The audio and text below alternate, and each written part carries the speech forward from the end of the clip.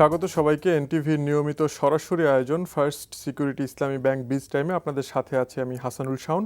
দর্শক, আমাদের অনুষ্ঠানটিতে আমরা অর্থনীতির বিভিন্ন বিষয়ে আলোচনা পর্যালোচনা করার চেষ্টা করি।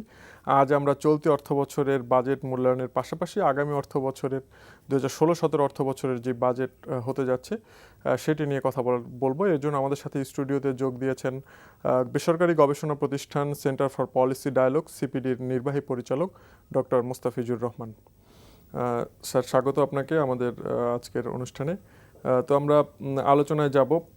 এর মধ্যে চলতি অর্থ বছরের বাজেটের যতটা সময় গেল এর মধ্যে মূল্যায়ন এবং আগামী অর্থ বছরে কী হতে পারে বা কোন দিকগুলোতে খেয়াল রাখতে হবে এই বিষয়গুলো নিয়ে সিপিডির একটি মূল্যায়ন ছিল গত মাসের 17 তারিখে।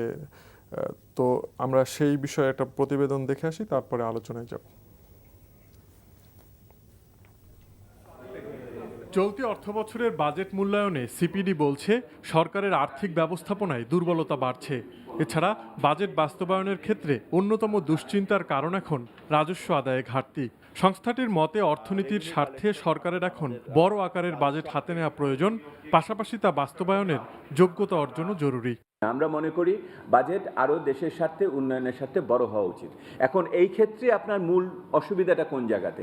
আমরা মনে করছি যে সম্পদ আহরণ, বিশেষ করে তার কাঠামোটা যেটা হওয়া উচিত ছিল, সেই ক্ষেত্রে বড় ধরনের সমস্যা সৃষ্টি হচ্ছে এবং এই সমস্যা ক্রমান্বয়ে বাড়ছে। আমাদের যে এস্টিমেট সেটাতে মনে হচ্ছে যে আমাদের এই অর্থ বছরে হয়তো মূল যে লক্ষ্যটা ছিল রাজস্ব আদায়ের, তার থেকে হয়তো 38,000 কোটি টাকা রাজস্ব আদায় কম হতে পারে। সিপিডি বলছে সরকারি কর্মকর্তা কর্মচারীদের বেতন বৃদ্ধির কারণে জিডিপি প্রবৃদ্ধি হঠাৎ করেই বেড়ে গেছে। যদিও শিল্প খাতে স্থির গতি, বিনিয়োগে মন্দাভাব এবং কর্মসংস্থান বৃদ্ধি না পাওয়ায় বছর শেষে 7% প্রবৃদ্ধির লক্ষ্যমাত্রায় পৌঁছানো কঠিন। গুণগত মানটা আমাদের দেখতে হবে যে প্রবৃদ্ধিটা আমাদের যে প্রোডাক্টিভ যেসব সেক্টরগুলি আছে ওটার মাধ্যমে হচ্ছে কিনা, কারণ এটার সাথে আবার কর্মসংস্থান জড়িত। বেতন বাড়লো, যারা আগে কর্মসংস্থানে ছিলেন তাদের বেতন বাড়লেও জিডিপিতে কিন্তু তার প্রতিফলন ঘটায়, কিন্তু তাতে নতুন তো কর্মসংস্থান হলো। এছাড়া আগামী অর্থবছরে বাজেটের কাঠামোর গুণগত মান উন্নয়নে তাগিদ দিয়েছে সিপিডি। বাজেটকে অন্তর্ভুক্তিমূলক হতে হবে, অর্থাৎ তো আমরা রিপোর্টটি দেখলাম, তো সেখানে আপনারা বলছেন যে চলতি অর্থ বছরে যে 1,76,000 কোটি টাকার যে রাজস্ব আদায়ের লক্ষ্যমাত্রা ছিল, তো সেখান থেকে 38,000 কোটি টাকার মতো একটা ঘাটতি হতে পারে। মানে এর কারণটা কি মনে হচ্ছে আপনাদের?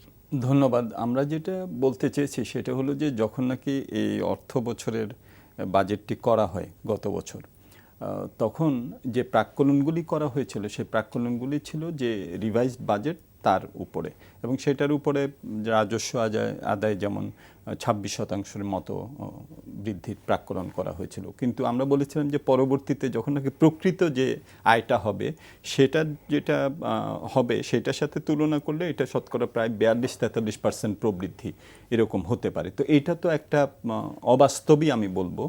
তার কারণ এক বছরে রাজস্ব আদায় 40% উপরে করা এটা তো সম্ভব না, এবং সেটাই এখন হচ্ছে যে প্রাক্কলন যেটা করা হয়েছিল তার থেকে কম আদায় হচ্ছে, এবং গত বছর যেটা প্রাক্কলন করা হয়েছিল তার থেকেও কম আদায় হচ্ছে। সুতরাং প্রবৃদ্ধিটা যেটা বাস্তবসম্মত সেটাই হতে যাচ্ছে, এবং তার ফলেই দেখা যাচ্ছে যে আমরা প্রাক্কলন করেছি যে হয়তো 38,000 কোটি টাকার মতো কম হবে এনবিআর এবং নন এনবিআর দুটো মিলেই, এবং এখন পর্যন্ত যে আদায় হয়েছে হয়তো 8 থেকে 9 মাসের এখন পর্যন্ত আমরা জানি তথ্য, তাতে থেকে মনে হয় যে এটা ওরকমই একটা ঘাটতি হবে। তো এটার থেকে আমরা বলেছিলাম যে বাস্তবসম্মতভাবে যদি আমরা যে আদায় সেটা যদি আমরা করি তাহলে বাজেটের যে কাঠামোটা এটা দুর্বল হয় না, এটা বাস্তবের সাথে সামঞ্জস্যপূর্ণ হয়। আর দ্বিতীয় যেটা সেটা হলো যে বাজেট অবশ্যই আমাদের তো বাড়াতে হবে, আমাদের ব্যয় বাড়ছে, আমাদের আয়ও বাড়াতে হবে, কিন্তু সেই জায়গাগুলোতে যে প্রাতিষ্ঠানিক সক্ষমতা বৃদ্ধি, যারা কর ফাঁকি দিচ্ছেন তাদের কাছ থেকে কর আদায় করা, করের নেট যেটা আছে সেটাকে আরও বৃদ্ধি করা, এগুলোর জন্য যে প্রাতিষ্ঠানিক শক্তি দরকার সেই শক্তিগুলো কিন্তু সমান্তরালভাবে আমরা বাড়াতে পারছি না, তার ফলে এই গ্যাপটা হচ্ছে। সেক্ষেত্রে সরকার প্রত্যক্ষ করের উপরে জোর দিচ্ছে গত অর্থবছর থেকে আমরা যেটা দেখছি, এবং বেশ কিছু আধুনিকায়ন, একটু ঢেলে সাজানো অনেক কথাই আমরা শুনছি, তো মানে সেই যে উদ্যোগগুলো কি কোনো আসলে কাজে আসছে না? কাজে কিছু আসছে। আমরা যদি গত কয়েক বছর যদি ধরি, তাহলে প্রত্যক্ষ করের অংশ আমাদের এখানে এখন প্রায় 35%-এর মতো আসে, যেটা কিছু কয়েক বছর আগেও এটা 20%-এর কম ছিল। এবং প্রত্যক্ষ করের উপরেই জোর দিতে হবে। তার কারণ হলো যে বাজেটের একটা বড় উদ্দেশ্য থাকে হলো যে সম্পদের আবার পুনর্বন্টন। অর্থাৎ আমি আয়কর দিয়ে যারা নাকি অপেক্ষাকৃত বেশি আয়ের মানুষ তাদের কাছ থেকে নিয়ে যারা অপেক্ষাকৃত কম তাদের জন্য ব্যয় করব শিক্ষা, স্বাস্থ্য, বাসস্থান ইত্যাদিতে। সুতরাং সেদিক থেকে এই দর্শনটা খুবই সঠিক এবং গত কয়েক বছরে ধারাবাহিকভাবে ব্যক্তিখাতের যে কর সেটা কিন্তু বাড়ছে। কিন্তু যেভাবে প্রাক্কলন করা হচ্ছে বা যে ধরনের আমাদের প্রয়োজন সেই জায়গাটাতে কিন্তু আমরা যেতে পারছি না, যার ফলে ব্যক্তিখাতের করায়ের ক্ষেত্রেও একটা গ্যাপ দেখা যাচ্ছে। আপনি দেখুন এবার যে প্রথম যে 8 মাসের যে উপাত্ত আছে তার থেকে দেখা যায় যে আমাদের যে প্রাইভেট আমাদের যে ইনকাম ট্যাক্সের প্রবৃদ্ধির হার শতকরা 9%। তো এখন আমাদের জিডিপি শতকরা যদি 7-এর কাছাকাছি হয় আর এবং ইনফ্লেশন যদি শতকরা 6-এর কাছাকাছি হয়, 13% কিন্তু এমনিই বাড়ার কথা যে ব্যক্তি কর যেটা, কিন্তু সেটাও 9% বাড়ছে। সুতরাং অর্থাৎ দেখা যাচ্ছে যে একটা বড় ফাঁক রয়ে গেছে এবং অনেক কর ফাঁকি আছে। আমরা এটাও জানি যে আমাদের দেশ থেকে অর্থও চলে যাচ্ছে অনেক। আমরা দেখেছি গত যে কয়েক বছরে ধারাবাহিকভাবে এটা হচ্ছে, এটা ট্রেড মিসপ্রাইসিং থেকে শুরু করে নানানভাবে যাচ্ছে। সুতরাং ব্যক্তি কর যাতে আরও বাড়ে সেটার জন্য আরও অনেক উদ্যোগের দরকার আছে। বেশ কিছু চ্যালেঞ্জ আছে, অনেক সংস্কারের কথা অনেক দিন থেকেই বলা হচ্ছে, যার অংশ হিসেবে নতুন ভ্যাট আইনের বাস্তবায়ন করা হবে। এই জিনিসগুলো আসলে সরকারের জন্য চ্যালেঞ্জ হবে কিনা? আমাদের 2016-17 অর্থ বছরের জন্য 3,40,000 কোটি টাকার মতো বাজেট প্রাক্কলন করা হচ্ছে যেটুকু জানা যাচ্ছে। তার মধ্যে 2,43,000 হবে রেভিনিউ আর 1,13,000-এর মতো হবে হলো ডেভেলপমেন্ট বাজেটে এডিপির। তো এটা অবশ্যই বড় এক অর্থে। এবং আমরা যদি এবারের যেটা নাকি প্রাক্কলন করা হচ্ছে যে এটা 20-25%-এর মতো বেশি হবে। আবার যদি প্রকৃত যে বাস্তবায়ন হবে তার সাথে তুলনা করলে আবারও কিন্তু এটা প্রায় 30-35%-এর মতো বেশি হবে। কিন্তু অন্য দিক থেকে আমাদের মতো দেশে তো উন্নয়ন কর্মকাণ্ড, আমাদের শিক্ষা স্বাস্থ্যের জন্য আমাদের রাজস্ব ব্যয়, এগুলো তো আমাদের লাগবে। এবং এক অর্থে 16 কোটি মানুষের দেশে 3,40,000 এটা মাথাপিছু 20,000 টাকার বেশি না। তো সুতরাং সেদিক থেকে ঠিকই আছে, কিন্তু এটা বাস্তবায়ন করার জন্য যে ধরনের আমাদের উদ্যোগ দরকার সেই দিকটাতে এখন জোর দিতে হবে আমার মনে হয়।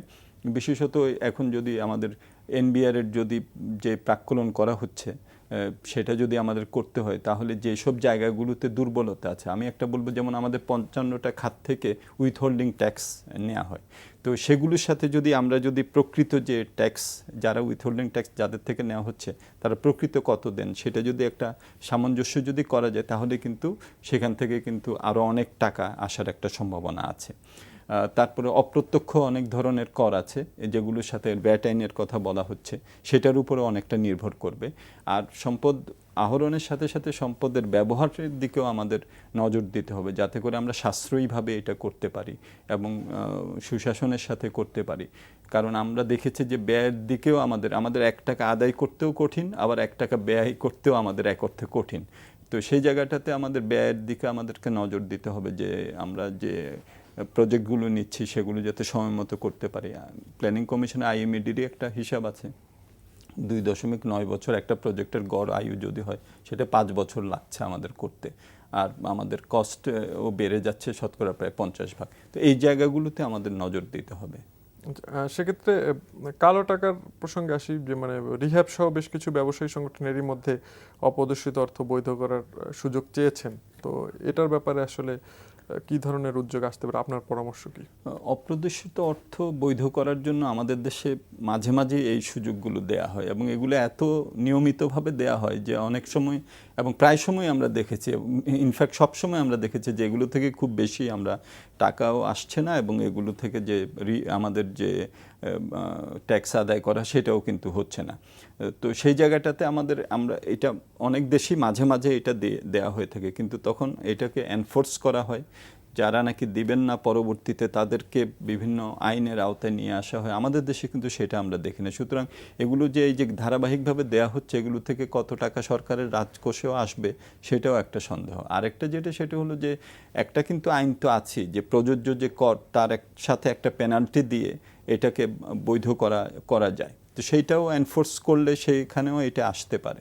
আর এমনি যেটা যদি সহজ একটা শর্তে যদি দেয়া হয়, তাহলে সেক্ষেত্রে অনেক সময় দেখা যায় যে এটা অর্থনৈতিক, নৈতিক, রাজনৈতিক কোনোভাবেই এটাকে সাধারণ মানুষরা কিন্তু ভালোভাবে এটা দেখেন না। এবং আমরা দেখেছি যে এটাকে যদি আমি নৈতিকতার দিক থেকে বলি, যারা রেগুলার দেন তাদের প্রতি এটা একটা ডিসইনসেন্টিভ হয়। তারপরে আমরা দেখেছি যে এগুলো যখন দেয়া হয় তখন পরবর্তীতেও এরকম দেয়া হবে, এরকম একটা ইঙ্গিতও কিন্তু অর্থনীতিতে চলে আসে। তখন যারা রেগুলার দিবেন তারা অপেক্ষা করতে থাকেন যে ওই ধরনের সুযোগগুলো কখন আসবে। এবং এটা কোনো একটা পার্টিকুলার সেক্টরকে যদি দেয়া হয়, তো তাহলে অন্য সেক্টরকে কেন দেয়া হচ্ছে না এবং কতদিনের জন্য দেয়া হচ্ছে ইত্যাদি নিয়ে আমাদের আসলে একটা কৌশল থাকা উচিত। এটা মাঝে মাঝে বাজেট আসলে কোনো পার্টিকুলার সেক্টরকে দেওয়া হবে, তারা হয়তো শক্তিশালী, এসএমই খাতে কেন দেওয়া হবে না বা অন্যান্য খাতগুলোকে কেন দেওয়া হবে না, সেই জায়গাটা তো আমাদের চিন্তা করতে হবে। আচ্ছা, আমরা একটু উন্নয়ন বাজেটে আসি। যেটা মানে আমরা এখন পর্যন্ত জানি যে 1,13,000 কোটি টাকার মতো, শুরুতে অর্থমন্ত্রী বলেছিলেন 20, পরে কিছুটা কম হবে ধারণা করা হচ্ছে। তো উন্নয়ন বাজেটের মানে প্রথম দিকের বাস্তবায়নের হার যদি আমরা এই বছর দেখি বেশ কম, এবং বেশ কিছু বড় প্রকল্পও আছে। তো এখানে আসলে এই বড় প্রকল্পগুলোর ক্ষেত্রে বা অবকাঠামো উন্নয়নে আসলে সরকারের অবস্থানটা কেমন হওয়া উচিত? হ্যাঁ, অবশ্যই এখন তো আমাদের দেশে এটা ইতিবাচকই আমি বলবো যে সরকারি বিনিয়োগের হারটা ক্রমান্বয়ে বাড়ছে। এটা জিডিপি 7% উপরে গেছে, যেটা নাকি আমাদের আশা ছিল যে প্রাইভেট সেক্টরও এটার সাথে সমান্তরালভাবে তাদের অংশটাও বাড়বে। টাকার অঙ্কে বাড়ছে, কিন্তু জিডিপির অংশ অনুযায়ী এটা 22-এর কাছাকাছি থেকে যাচ্ছে। এখন আমাদেরকে যদি 7-5 প্ল্যানের শেষে 8%-এ নিয়ে যেতে হয়, বা এই বছর যদি 7.2 বলা আছে সেখানে গ্রোথ রেট, সেখানে নিয়ে যেতে হয়, তাহলে আমাদেরকে 32-এর কাছাকাছি নিয়ে যেতে হবে আমাদের। তো সেই ক্ষেত্রে বড় বড় যেসব প্রকল্প, এগুলো যদি আমরা সময় মতো করতে পারি এবং এগুলো যদি আমরা সাশ্রয়ীভাবে করতে পারি, তাহলে অবশ্যই এটা অর্থনীতিতে একটা ইতিবাচক ভূমিকা রাখবে। সেক্ষেত্রে এবার যে চিন্তাভাবনা করা হচ্ছে যে আলাদা একটা বাজেট দেওয়া হবে, বড় বড় বেশ কিছু প্রকল্প মাননীয় প্রধানমন্ত্রী প্রত্যক্ষভাবে সেগুলোকে পর্যবেক্ষণ করছেন, এগুলো ভালো।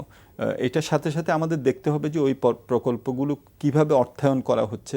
আমি বলবো যে এগুলো যদি বৈদেশিক অর্থায়নে বেশি করা যায়, তাহলে সেখানে সুদের হার আমাদের কম আছে, আমাদের ডেট সার্ভিসিং, আমাদের যে রেকর্ড সেটাও খুবই ভালো, আমাদের এক্সপোর্টের মাত্র অল্প শতাংশই আমাদের ঋণ পরিষেবায় যায়। আবার অন্যদিকে আমাদের প্রায় $19 বিলিয়ন মতো আমাদের পাইপলাইনেও জমে আছে। এই টাকাগুলিকে যদি আমরা খরচ করতে পারি, যেগুলো 1%-এরও কম সুদে প্রায়শই, তো সেই জায়গাটাতে আমাদের নজর দিতে হবে। প্রথমত অর্থায়ন, যাতে বেশিরভাগ প্রজেক্টগুলি আমরা বৈদেশিক অর্থায়নে করার আমরা চেষ্টা করি, তাহলে আমাদের দায়ভারটা কম হবে। দ্বিতীয়ত হলো সময় মতো এবং গুণগত মানসম্পন্নভাবে করা।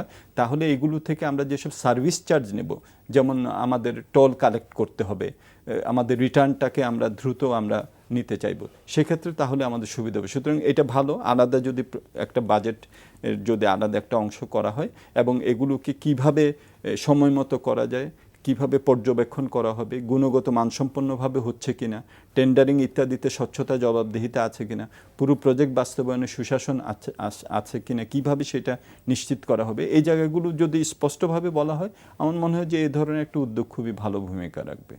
দর্শক, চলতি অর্থ বছরে আমরা যেটা জানি যে 7% মতো প্রবৃদ্ধির লক্ষ্যমাত্রা ছিল সরকারের চলতি অর্থ বছরের বাজেটে, এবং বাংলাদেশ পরিসংখ্যান ব্যুরো 9 মাসের তথ্য উপাত্তের ভিত্তিতে যেটি বলেছে যে 7.05% হতে পারে চলতি অর্থ বছর শেষে। তো আমরা এখন এই বিষয়ে আলোচনা করব।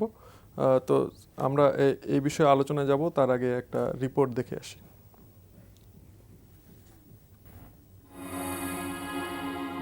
বাংলাদেশ পরিসংখ্যান ব্যুরোর সর্বশেষ হিসেব বলছে চলতি অর্থবছরের প্রথম 9 মাসের তথ্য উপাত্তে জিডিপি প্রবৃদ্ধির হার দাঁড়িয়েছে 7.05%।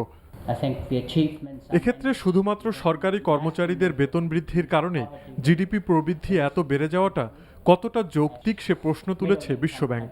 এই বিভ্রান্তির কারণ হিসেবে সংস্থাটি বলছে, চলতি অর্থবছরে রপ্তানি এবং বেসরকারি খাতে ঋণের প্রবাহ ছাড়া সবকিছুতেই প্রবৃদ্ধি কম হয়েছে। 6.5 থেকে 7.05-এ যে উঠল প্রবৃদ্ধি, সেই হিসাবটা মেলানো একটু কঠিন হয়ে যায়। প্রবৃদ্ধির বৃদ্ধিতে অবদানটা এসছে সরকারি খাত থেকে। একমাত্র রপ্তানি বাদে প্রত্যেক ক্ষেত্রেই প্রবৃদ্ধি গত বছরের তুলনায় কম হয়েছে। কাজে প্রশ্নটা সেখানেই একটি অমীমাংসিত প্রশ্ন সেটা থেকে যায়। বিনিয়োগের পরিবেশ তৈরি করতে জ্বালানি ও অবকাঠামো সমস্যার সমাধানকে আগামী দিনের বড় চ্যালেঞ্জ হিসেবে দেখছে বিশ্বব্যাংক। এছাড়া রাজস্ব আদায়ে ঘাটতি এবং উন্নয়ন ব্যয়ে ধীরগতিকে অর্থনীতির জন্য উদ্বেগের কারণ বলে মনে করে প্রতিষ্ঠানটি। বেসরকারি খাতের উন্নয়ন এবং কর্মসংস্থান তৈরিতে বাংলাদেশকে নজর দিতে হবে, আর ব্যবসার পরিবেশ তৈরি করে বিনিয়োগ বাড়ানোটা সবচেয়ে বেশি জরুরি। এছাড়া মধ্য আয়ের দেশ হতে হলে মাথাপিছু আয়সহ সংশ্লিষ্ট সূচকগুলোর উন্নয়ন অব্যাহত রাখার তাগিদ বিশ্বব্যাংকের। আমরা দেখছিলাম যে প্রবৃদ্ধি নিয়ে বিশ্বব্যাংক সাম্প্রতিক সময় অর্থনীতির যে মূল্যায়নটি দেয় তার মধ্যে প্রবৃদ্ধি নিয়ে একটি আলোচনা করে এবং সেখানে তাদের বক্তব্যটা দিয়েছে। তো এর মধ্যে যে আমরা যতটা জানি যে আগামী অর্থ বছরও 7-এর বেশি লক্ষ্যমাত্রা ধরে আমাদের বাজেটটি নির্ধারণ করা হবে এবং সপ্তম পঞ্চবার্ষিকী পরিকল্পনায়ও 7-এর উপরেই ধরতে হবে, পরিকল্পনা অনুযায়ী যদি আমরা যেতে চাই আর কি। তো আপনার কি মনে হয়, এই যে বিশ্বব্যাংক প্রশ্ন তুলছে বা বিভিন্ন মহল থেকে এই কথা আসছে, সরকারের একটা অবস্থান আছে এবং সামনের দিনেও হয়তো আরো বাড়িয়ে ধরতে হবে, মানে আসলে এই মানে বিতর্কটার কারণটা কি? আমার মনে হয় যে প্রতিবেদনটি আমরা দেখলাম, এখানে বেশ কয়েকটি যুক্তিসঙ্গত প্রশ্ন তোলা হয়েছে। একটা যেটা প্রথমে বলা দরকার যে এটা একটা প্রাক্কলন, এবং যদিও এখানে 9 মাস লেখা ছিল, কিন্তু অনেকগুলি উপাত্তই কিন্তু 6 মাসের বেশি কিন্তু ছিল না। এবং তার ফলে যেমন আমি যদি কৃষিতে বলি, মেজর যে আমাদের ক্রপ বড়, এটা তো এখনও আমরা জানি না যে অ্যাকচুয়ালি কত হবে, একটা প্রাক্কলন করা হয়েছে। আর বিবিএস গত যদি 3 বছর ধরি আমরা, 1 বছর প্রাক্কলনের চেয়ে প্রকৃত যেটা বলা হয়েছে পরে 12 মাসের যখন উপাত্ত এসেছে, একবার 3 বছরের মধ্যে একবার এটা কিছুটা বেড়েছে, আর 2 বছরের জন্য কিন্তু এটা কমেছিল। সুতরাং আমাদেরকে অপেক্ষা করতে হবে। কিন্তু যে প্রশ্নটি তোলা হয়েছে যে এটা সরকারি কর্মচারীদের যে বেতন ভাতা বৃদ্ধি, এটা আমরাও একটা হিসাব করেছি যে 7.05 এবার ধরা হচ্ছে, এই চলমান অর্থ বছর আগের বছর ছিল 6.55। এই যে 0.05, এটা শতকরা প্রায় 80 ভাগে এসেছে সেবা খাত, এবং তার মধ্যে একটা বড় অংশই হলো সরকারি কর্মচারীদের। সুতরাং এখানে যদি আমরা 7.05ও ধরিও, এবং বিবিএস পরবর্তীতে এটা সঠিক হিসাবটা দেবেন, কিন্তু তাহলেও একটা বড় অংশই আসছে হলো এই যে বেতন বৃদ্ধির কারণে। এবং সেখানে তাহলে এটার যে পরিমাণগত আমরা দেখলাম, এটা কিন্তু এটার যে সোর্স এই গ্রোথের, সেটার যদি গুণগত মানটা দেখি, সেখানে আমাদের কর্মসংস্থান হচ্ছে কিনা, সেখানে আমাদের ম্যানুফ্যাকচারিং সেক্টরের অবদান কত, রপ্তানি এবং বেসরকারি খাতে ঋণের প্রবাহ এই দুটোতে ইতিবাচক হয়েছে। আমাদের রেমিটেন্স আমরা জানি যে 1.8% কম প্রথম 9 মাসে। এটার ফলে চাহিদার দিক থেকে যে আমাদের একটা যে জিডিপিতে অবদান রাখে, সেই দিকটাতে একটা আমরা দেখছি যে একটা কিছুটা নেতিবাচক। এবং অন্যান্য যেসব টার্ম লোন যদি আমি ধরি, তাহলে টার্ম লোন, বা যদি আমি ধরি যে আমাদের আমদানি যে ক্যাপিটাল মেশিনারিজ, যেটা নাকি আমাদের বিনিয়োগে একটা বড় একটা উপাদান রাখে, ভূমিকা রাখে, সেটাও কিন্তু নেগেটিভ 7%-এর মতো আছে। সবগুলো মিলালে অঙ্কটা মেলানো একদিকে হলো যে কিছুটা কষ্টকর, আরেকদিকে হলো যে যদি আমরা ধরিও 7.05, এটা গুণগত মান, এটার এমপ্লয়মেন্ট ক্রিয়েশন, এই দিক থেকে সেটা একটা যতটুকু হতে পারতো সেটা হবে না। সেক্ষেত্রে যদি মানে এটা যদি বেতন বৃদ্ধির কারণেই হয় মেজর প্রভাব, তো মানে পরের বছরগুলোতে আসলে ধারাবাহিকতা, সেটাই সাস্টেনেবিলিটির প্রশ্নটাও চলে আসে। সুতরাং পরের বছর যদি প্রাক্কলন করা হয় যে সপ্তম পঞ্চবার্ষিক পরিকল্পনায় 7.2 আছে, তাহলে 7.2% যদি করতে হয়, তার মানে হলো যে আমাদের চ্যালেঞ্জটা আরও বেশি হবে, কারণ পরের বছর তো আবার বেতন বৃদ্ধি নাই, হয়তো আমাদের কিছু ভাতা ইত্যাদি হয়তো কিছুটা বাড়বে। সুতরাং একটা হাই বেঞ্চমার্কের উপরে আবার 7.2% করা, এটা বেশ চ্যালেঞ্জিং হবে। কিন্তু এটা সম্ভব বাংলাদেশে। আমরা দেখেছি যে এর আগে চীনে বা ভারতেও আমরা দেখেছি আগের বছরগুলোতে, সেখানে তো অনেক সময় আমরা 9-10% গ্রোথও দেখেছি। এবং বাংলাদেশে যদি আমরা হিসাব আছে, যদি আমরা বিদ্যুৎ গ্যাস ইত্যাদি যদি আমরা আরও ভালোভাবে দিতে পারি, আমাদের এসিজি যদি সবগুলো যদি ঠিক সময় যদি আসে, আমাদের যদি সুশাসন যদি আমরা যদি বিভিন্ন প্রজেক্ট বাস্তবায়নে করতে পারি, আরও 2-3% গ্রোথ রেট কিন্তু বাংলাদেশে সম্ভব। সুতরাং সেদিক থেকে এটা যে একটা অসম্ভব কোনো ধরনের অভিলাষ, সেটাও আমি মনে করি না, কিন্তু আমাদের যেসব হোমওয়ার্কগুলি করার সেগুলো আমাদেরকে করতে হবে। স্যার, আমাদের হাতে আর সময় নেই। আপনাকে অনেক ধন্যবাদ আমাদের সাথে স্টুডিওতে এসে সময় দেওয়ার জন্য। দর্শক, আজ এখানেই শেষ করছি।